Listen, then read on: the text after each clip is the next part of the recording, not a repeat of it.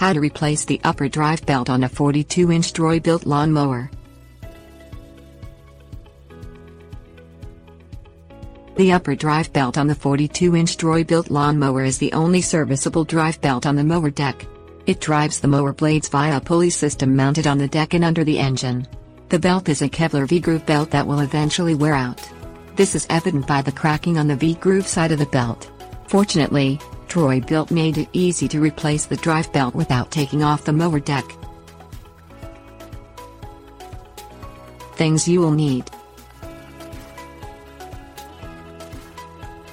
screwdriver, 3/8-inch ratchet driver. Locate the lift lever on the right rear fender. Lower the lever to the bottom notch on the fender. This maximizes space between the bottom of the lawn tractor and the top of the mower deck. Remove the screws that hold the belt guards onto the mower deck with a screwdriver and place the guards to the side. Move the belt keeper rod from the PTO pulley mounted under the engine. Use a wrench to loosen one bolt, then use the wrench to remove the second bolt. Rotate the rod out of the way. Draw a diagram of how the belt routes around the pulleys on the mower deck. This will help to ensure you reinstall the belt correctly. Locate the idler pulley on the left side of the mower deck.